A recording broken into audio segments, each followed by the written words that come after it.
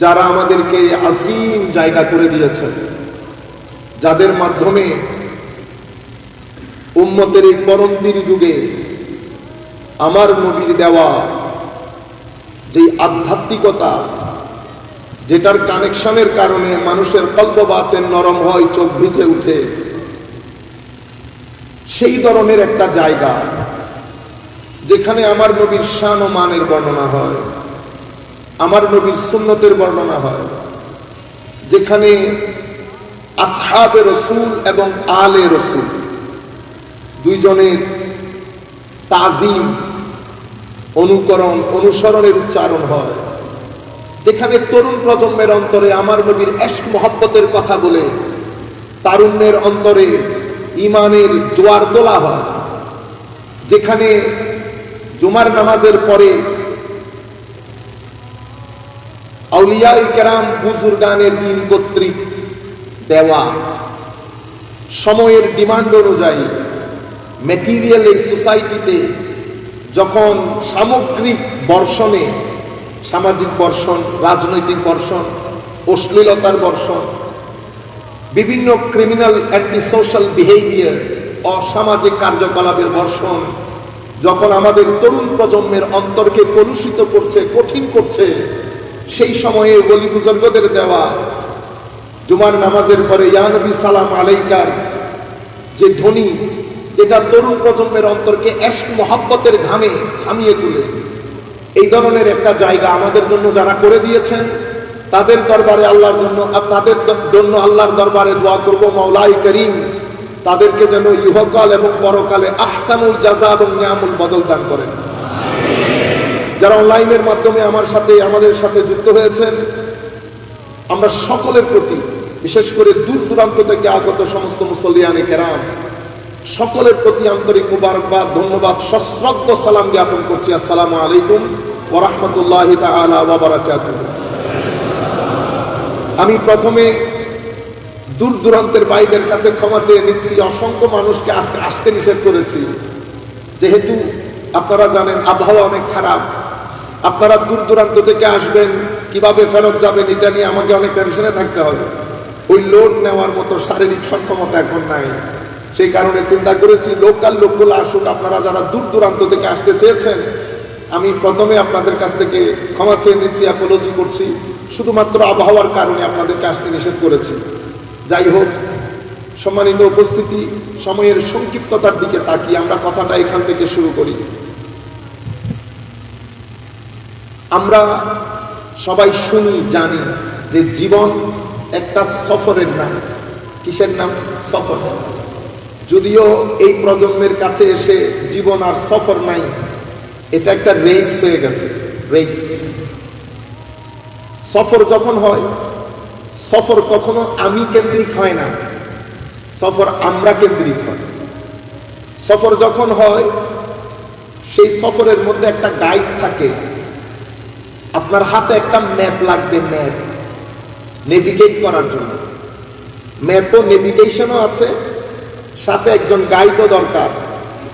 সফরটা আমি কেন্দ্রিক হয় না, আমরা কেন্দ্রিক হয়। সফরের মধ্যে কম্পিটিশন থাকে না, কোপারেশন থাকে। কিন্তু সেই সফরটা বর্তমান প্রজন্মের কাছে এসে, বিশেষ করে গত 20 বছর ধরে পৃথিবী একটা নতুন জায়গায়, নতুন দিকে পৃথিবী ছুটে চলছে। এই ছুটে চলায় আমাদের তরুণ প্রজন্ম, আমাদের সন্তান, আমাদের পরবর্তী প্রজন্ম, তারা ঠিক কোন দিকে যাবে, কি করবে, এটা যখন আপনি চিন্তা করবেন, আপনার পুরা শরীর হিম হয়ে যাবে। আমরা ছোট ছোট বিষয় নিয়ে নামাজের মধ্যে হাত তুলবো কি নামাবো, আমিন জোরে বলবো কি আস্তে বলবো, এটা নিয়ে আমরা বিশাল এক ইখতিলাফের মধ্যে আছি। মুসলিম উম্মাহ, আমি উম্মার জন্য বলছি, আপনি ছোট ছোট ইস্যু, এগুলো কখনো ইস্যু ছিল না। আপনার ইচ্ছে করলে হাত তুলবেন, ইচ্ছে করলে হাত তুলবেন না। উম্মতের মধ্যে গত 12, 13, 1400 বছরে কোনোদিন এই বিষয়গুলা নিয়ে মসজিদে মারামারি হয় নাই। মারামারি কখন হয়েছে? যখন আমরা এই ইখতিলাফগুলোকে মত পার্থক্যগুলোকে মত পার্থক্যের জায়গায় না রেখে যখন আমরা শত্রুতায় রূপান্তর করেছি, যেটার সাথে না দিনের, এই শত্রুতামির সাথে দিনের কোনো সম্পর্ক নাই, কিন্তু আপনি জানেন উম্মত কোন দিকে যাচ্ছে, সন্তান সন্ততি কোন দিকে যাচ্ছে। এইথিজম যদি দেখেন, মানে গডলেস ওয়ার্ল্ড, পৃথিবী এখন গডলেস ওয়ার্ল্ডের দিকে যাচ্ছে। ওখানে আল্লাহর কোনো কথা থাকবে না, আল্লাহর কত কথা না থাকলে ধর্মের কোনো গ্রিপ থাকবে না। সেই সোসাইটিটা পরিপূর্ণ গডলেস পৃথিবী হবে, গডলেস সমাজ হবে। সেই সমাজের মধ্যে শ্লীলতার মাঝে কোনো প্যারামিটার থাকবে না। সোসাইটি যেটাকে শ্লীল বলবে সেটা শ্লীল হবে, সোসাইটি যেটাকে অশ্লীল বলবে সেটা অশ্লীল হবে। এই ধারাবাহিকতায় ওয়েস্টার্ন কান্ট্রিতে, ইউরোপিয়ান কান্ট্রিতে, ইভেন আমাদের দেশেও শ্লীলতা এবং অশ্লীলতার মাঝে তফাৎটুকু দিনের দিন কনস্ট্রিক্ট হয়ে যাচ্ছে। As a result of this, এর পরিণামে আমাদের ছেলেরা অশ্লীলতার এক গৌরব ধান্দার মধ্যে পড়ে গেছে। অশ্লীলতা সমাজের মধ্যে যখন বেড়ে যাবে, অস্থিরতা বেড়ে যাবে সমাজের মধ্যে, বিয়ে প্রথা বন্ধ হয়ে যাবে। এখন আমরা যেই সোসাইটিতে বসবাস করছি, আমরা যদি এখনই এগুলার ব্যাপারে চিন্তা না করি, নেক্সট 10 ইয়ার্সের মধ্যে বাংলাদেশে বিবাহ প্রথা মিনিমাম 50% বন্ধ হয়ে যাবে, কমে যাবে। ছেলেরা বিয়ে করতে চাইবে না, সামাজিক অবস্থা, অশ্লীলতা, বিশ্বাস নষ্ট হয়ে যাবে, কেউ কাউকে ট্রাস্ট করতে চাইবে না, যেটা ইংল্যান্ড আমেরিকাতে হচ্ছে। একই পরিণাম আমাদেরকেও ভোগ করতে হবে। কেন? কারণ আমরা ডেভেলপমেন্টের যে মডেল, সেটা আমরা তাদের কাছ থেকে নিয়েছি। তাদেরটা হচ্ছে অর্থনীতিবিদরা যেটা বলেন বর্তমানে এইজ অফ প্রোডাক্টিভিটি, কিন্তু সাইকোলজিস্ট যারা, তারা যে বলছে এইজ অফ অ্যাংজাইটি, এটাকে আমরা গুরুত্ব দিচ্ছি না। আমরা সামনের দিকে এগিয়ে যাচ্ছি এইজ অফ প্রোডাক্টিভিটিকে বেস করে। আমরা যারা মুসলিম দেশ আছি, এই মুহূর্তে আমাদের জিম্মাদারি এই ডিফেক্টিভ ওয়ার্ল্ডকে, ক্যাওটিক ওয়ার্ল্ডকে, এই পেইন ভরা অস্থির সমাজকে স্থিরতার দিকে নিয়ে যাওয়া, স্থিরতার পথে আহ্বান করা, অশ্লীল সমাজকে শ্লীলতার দিকে নিয়ে যাওয়া, এটা আমাদের জিম্মাদারি, আমাদের দায়িত্ব। প্রত্যেক যারা আমরা মুসলমানের ঘরে জন্মগ্রহণ করেছি, আমরা একটা নির্দিষ্ট রেসপন্সিবিলিটি নিয়ে পৃথিবীতে এসেছি। আমরা অন্য 8-10 জনের মতো সমাজ, অন্য 8-10 জনের মতো জীবনকে যাপন করতে পারবো না। আমাদের সওয়ালের জবাব দিতে হবে। সেই কারণে আল্লাহ দয়া আদর করে আমাদেরকে মুসলমানদের ঘরে জন্মগ্রহণ করিয়েছেন। সুতরাং আমরা ওয়াচ করতে হবে। একদিকে অশ্লীলতার কারণে অস্থিরতা সমাজের মধ্যে যখন অস্থিরতা বেড়ে যায়, তখন অটোমেটিক্যালি ক্রাইম রেট হাই হয়ে যায়।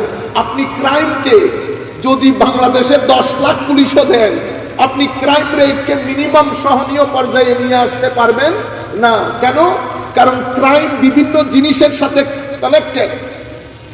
আপনি যখন অশ্লীল হবেন, অশ্লীলতা অস্থিরতা বাড়ায়, অস্থিরতা মানুষকে ডিপ্রেশনের দিকে নিয়ে যায়, মেন্টাল অ্যাংজাইটির দিকে নিয়ে যায়, মানসিক অস্থিরতার দিকে নিয়ে যায়। যখন মানুষ মানসিকভাবে অস্থির হয়, অটোমেটিক্যালি কিছু ক্রাইম বেড়ে যাবে। আপনি সেই ক্রাইমগুলো বন্ধ করতে হলে অস্থিরতার কাছে আসতে হবে, অতঃপর পেছনে অশ্লীলতার দিকে যেতে হবে। এই বিষয়গুলো is not matter of choice. আমি মনে করছি ইচ্ছে হলো গ্রহণ করলাম, ইচ্ছে করলো বর্জন করলাম, সেরকম না। This is question of my survival. এটা আমার অস্তিত্বের প্রশ্ন। যেই কোনো মূল্যে এটাকে আমি চ্যালেঞ্জটা গ্রহণ করতে হবে, এবং এই চ্যালেঞ্জ মোকাবেলায় সবচেয়ে এফেক্টিভ, সবচেয়ে দারুণ যে ফর্মুলা, এই ফর্মুলা হচ্ছে আমার আল্লাহর ফর্মুলা। যেই ফর্মুলাকে আমরা কি বলি? দ্বীন। কি বলি? ইন্না দীনা ইনদাল্লাহিল ইসলাম। এবং যিনি এই ফর্মুলা নিয়ে আসেন, তাদেরকে কখনো হযরতে আদম বলি আলাইহিস সালাম, শেষ পর্যন্ত আমরা এটাকে বলি ইমামুল মুরসালিন নবী মুহাম্মদুর রাসূলুল্লাহ সাল্লাল্লাহু আলাইহি ওয়াসাল্লাম। সুতরাং আমি যখন এই রাস্তা দিয়ে যাব, আমি তো মুসাফির, এই রাস্তা দিয়ে হাঁটছি। এই রাস্তা দিয়ে যেতে হলে আমাকে জানতে হবে এই রাস্তার পরিস্থিতি কি।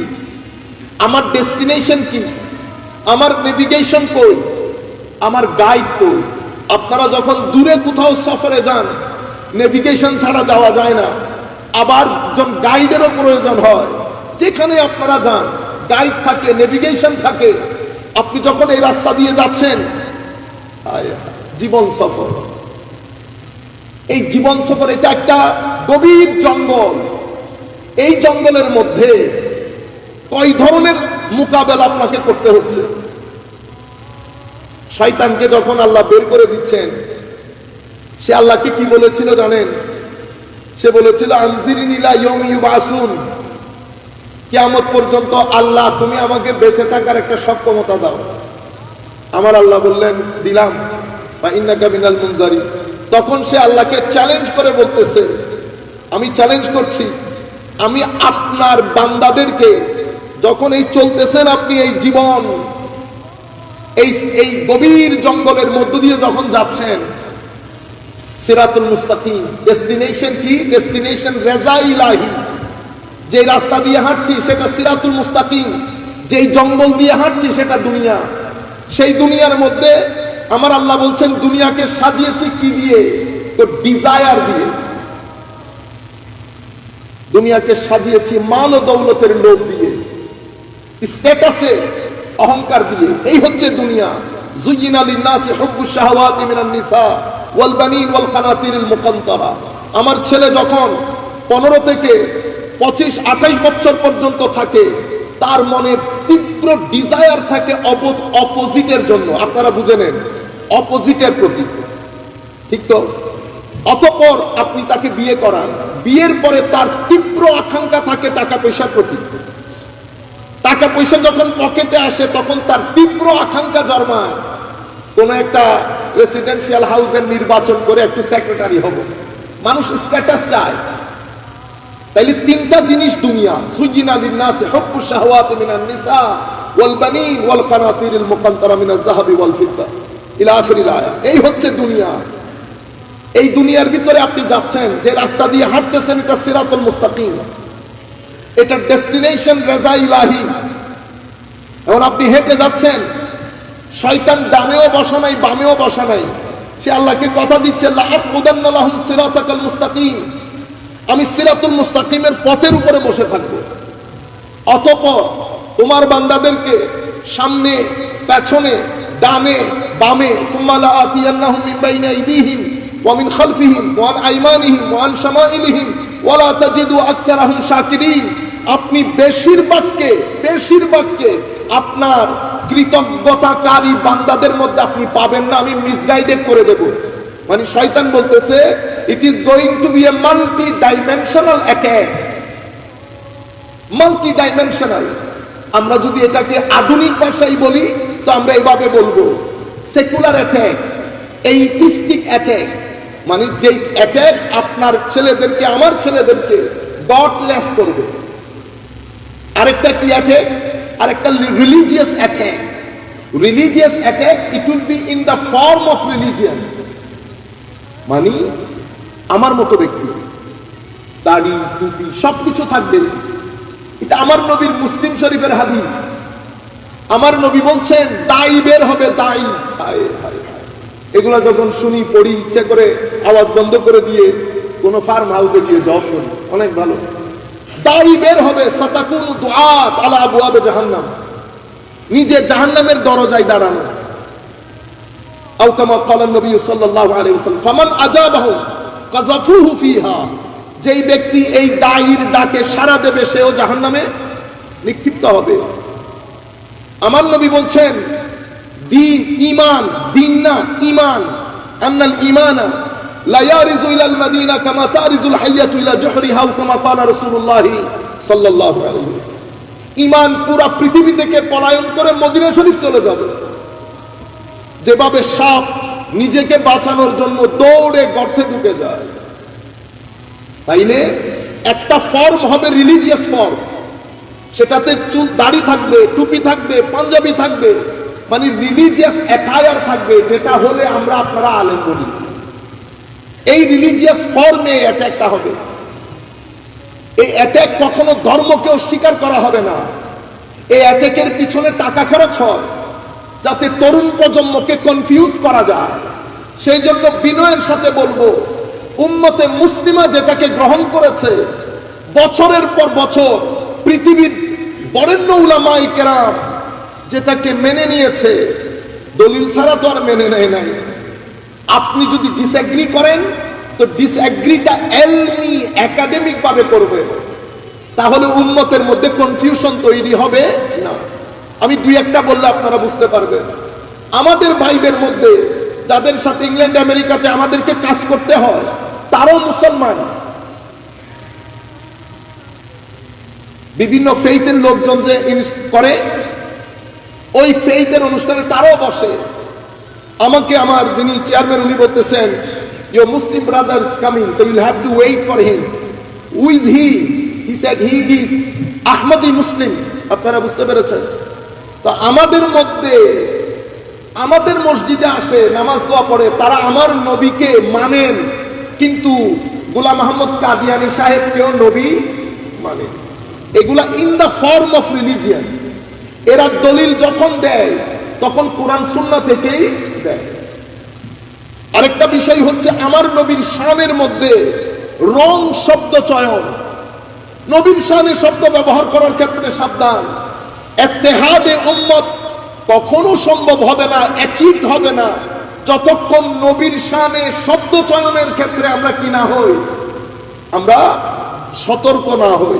আপনি যদি আমাকে জিজ্ঞেস করেন, হুজুর মূল সমস্যা উম্মতে মুসলিমার কোনটা, আমি এক শব্দে আপনাকে বলতে পারবো, আল এহানা। আল এহানা, এহানা মানে ইনসাল্ট করা, আন্ডার এস্টিমেট করা, ডিসরিগার্ড করা। কোথায় এহানা হয়েছে? আল্লাহর শানে এহানা। আপনি যখন বলবেন, হুজুর আল্লাহ এভাবে চেয়ারে বসেন যেভাবে আপনি চেয়ারে বসেছেন, এটা আল্লাহর শানে কি হবে? বেয়াদবি হবে। তাহলে এহানা হয়েছে।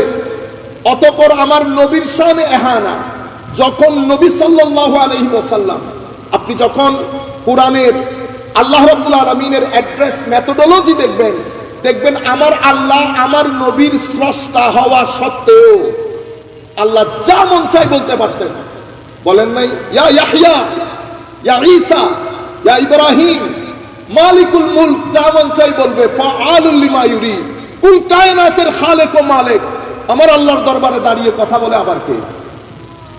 আপনি শুধু তরুণ প্রজন্ম বুঝার জন্য বলছি, সূর্যকে আমরা বড় মনে করি, পৃথিবীকেও বড় মনে করি, আটলান্টিক মহাসাগর, প্রশান্ত মহাসাগর, মহাদেশ, আমেরিকান মহাদেশ, এই যত বড় পৃথিবী, এরকম পৃথিবী 13 লাখ পৃথিবী একটা সূর্যের ভিতরে ঢুকিয়ে দিতে পারবে। আল্লাহ আপনি কত মহান! এরকম সূর্যের মতো মিলিয়ন মিলিয়ন সৃষ্টি, বিলিয়ন্সের সৃষ্টি, মিল্কি ওয়েসের মধ্যে আমার আল্লাহ সৃষ্টি করে রেখেছে। মানব ব্রেইন যেতেও পারে না এখনো পর্যন্ত, সেই মহান স্রষ্টার নাম আল্লাহ। আপনি জানেন আল্লাহ আমাদেরকে যে ব্রেইন দান করেছেন, সেই ব্রেইনের আজকের দিন পর্যন্ত 30% পৃথিবী ইউজ করতে পারে না। এই 30% ইউজ করে, 20% ইউজ করে পৃথিবীতে কেউ আইনস্টাইন হয়েছে। আইনস্টাইনও তার মেধার 50% ইউজ করতে পারে না।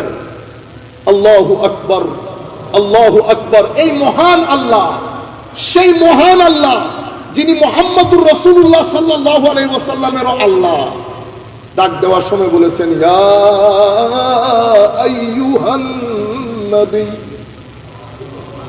ইয়া আইয়ুহার রাসূল, ইয়া আইয়ুহাল মুযাম্মিল, ইয়া আইয়ুহাল মুদ্দাথির, ইন্না আ'তাইনাকাল কাউসার। এই আল্লাহ বলছেন, ওয়াদ-দুহা ওয়াল লাইলি ইযা সাজা মা ওয়াদ্দাআকা রাব্বুকা ওয়া মা ক্বালা ওয়ালাল আখিরাতু খায়রুল লাকা মিনাল উলা। এই আল্লাহ বলছেন, ওয়া রাফা'না লাকা যিকরাক। এই আল্লাহ বলছেন, হাবিব মন খারাপ করবেন না, আমি আল্লাহ কথা দিচ্ছি, ইযা জা নাসরুল্লাহি ওয়াল ফাত ওয়া রাআইতান নাস ইয়াদখুলুনা ফি দীনিল্লাহি আফওয়াজা। হাবিব মন খারাপ করেন কেন? সুতরাং আমিও আমার নবীর শানে শব্দ চয়ন, উনি সেই নবী যেই নবীর থুতু মুবারক নিয়ে সাহাবায়ে কেরাম মুখে আর বুকে লাগিয়েছেন।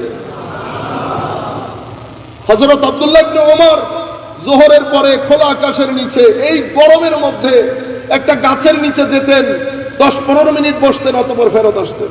হুজুর এই গরমের মধ্যে এটা কেন করেন?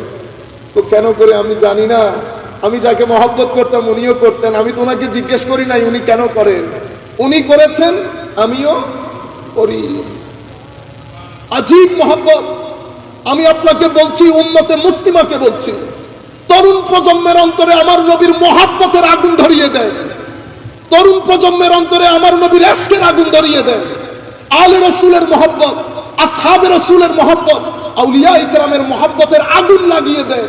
মহব্বতের কথা শুনান, গ্যারান্টির সাথে বলছি, মৃত্যুর আগে হলেও সে যতই পথভ্রষ্ট হোক, মৃত্যুর আগে হেদায়েত নিয়ে দুনিয়া থেকে যাবে। মহব্বত এক আজীব জিনিসের নাম। শুতে দিত না সাহাবায়ে কেরামকে, শুইতে দিত না সাহাবায়ে কেরামকে। আল্লাহর মহব্বত, নবীর মহব্বত, এই মহব্বতের আগুন তরুণ প্রজন্মের অন্তরে ঢুকিয়ে দেন। সেই কারণে আপনি যদি নবীর শানে লো গ্রেডের শব্দ ইউজ করেন, এটা তরুণ প্রজন্মের অন্তর থেকে আমার নবীর যেই হাইট, আমার নবীর যে মাকাম ও মর্তবা, সেই মাকাম ও মর্তবার গায়ে আঘাত লাগবে। সুতরাং এটা হচ্ছে in the form of religion.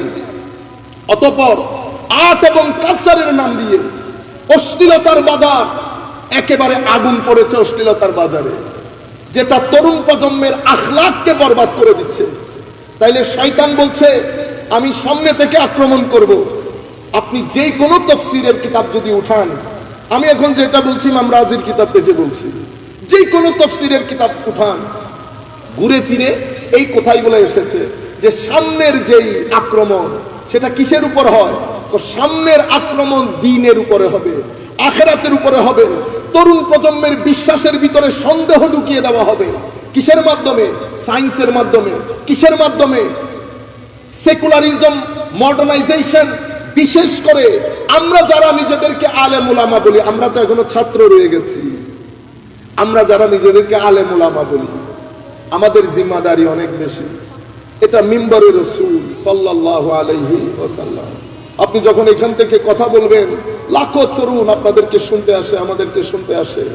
কোনোভাবেই যেন তারা ঘৃণা নিয়ে এই মসজিদ থেকে বের না হয়, মহব্বত নিয়ে যেন বের হয়। আমার আপনার প্রেজেন্টেশন অফ দ্বীন যেন প্র্যাগম্যাটিক হয়, সিস্টেম্যাটিক হয়, সায়েন্টিফিক হয়, স্পিরিচুয়াল হয়। কোনোভাবেই যেন তার মাথায় এটা না আসে দ্বীন আনসায়েন্টিফিক, দ্বীন ব্যাকওয়ার্ডনেস, এটা কোনোভাবেই যেন তার মাথায় না আসে। সুতরাং আমরা যারা দ্বীনের প্রেজেন্টেশন দিব, আমাদের সোশ্যাল সায়েন্স সম্পর্কে, সাইকোলজি সম্পর্কে, মডার্নাইজেশন সম্পর্কে, ফিলোসফি সম্পর্কে আমাদের সম্যক কিছুটা হলেও ধারণা থাকতে হবে। এরপরে উম্মতে মুসলিমাকে অ্যাড্রেস করা। আমাদের এখানে আমরা বুঝি মাসলা মাসাইল নিয়ে ইখতিলাফ থাকবে, কেউ শবে বরাত পালন করবে, কেউ শবে বরাত পালন করবে না। কিন্তু মনে রাখবেন, পৃথিবীতে এখনো বেশিরভাগ মুসলমান শবে বরাত পালন করে। আপনি যদি পালন না করেন কোনো অসুবিধা নাই, কিন্তু আমরা এটা নিয়ে ফিতনা না করি, ফাসাদ না করি। আমাদের মাথায় রাখতে হবে, আজকের দিন পর্যন্ত যুগ বরেণ্য উলামায়ে কেরাম, মুহাদ্দিসিন, ফুকাহা, মুফাসসিরিন, আমি আমার দেশের মুহাদ্দিসিন ফুকাহার কথা বলছি না, পৃথিবী যাদেরকে ফকি বলে, পৃথিবী যাদেরকে মুহাদ্দিস বলে, আপনাদের আজহারী সাহেব সম্মানিত খতিব এখানে উপস্থিত, জিজ্ঞেস করেন ডক্টর উমর হাসেন কার নাম, ডক্টর শেখ আলী জুমা কার নাম, ডক্টর শেখ ওয়াহাবা সুহাইলি কার নাম, ডক্টর শেখ সাইদ রমাদান আল বুতি কার নাম, ডক্টর শেখ আতিয়া সাকর কার নাম, বিশ্ব বরেণ্য মুহাদ্দিস মুফতি। সুতরাং আমাদেরকে ডিসএগ্রিমেন্টের ক্ষেত্রে অনেক বেশি মুআদ্দাব হতে হবে। কেন? কারণ তরুণ প্রজন্মের কাছে যেন কোনোভাবে রং মেসেজ না যায়।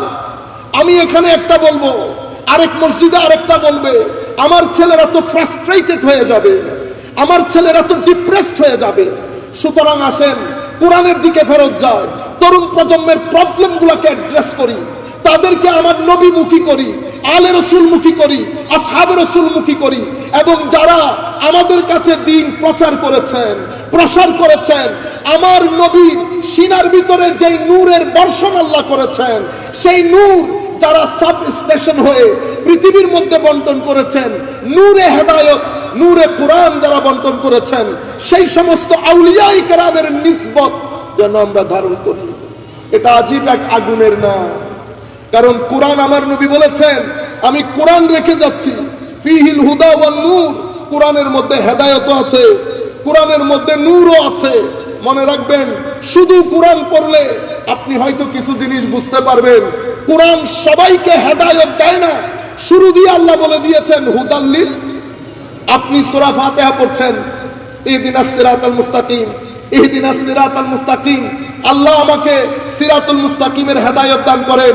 আমার আল্লাহ সূরা বাকারার প্রথম লাইনের রেজাল্ট পাবলিশ করেছেন, বান্দা হেদায়েত সকলের জন্য, কোরআনও সকলের জন্য, কিন্তু কোরআন থেকে তুমি সরাসরি হেদায়েত নিতে পারবে না। ইহদিনাস সিরাতাল মুস্তাকিমের জন্য তাকওয়া শর্ত, হুদাল্লিল মুত্তাকিন।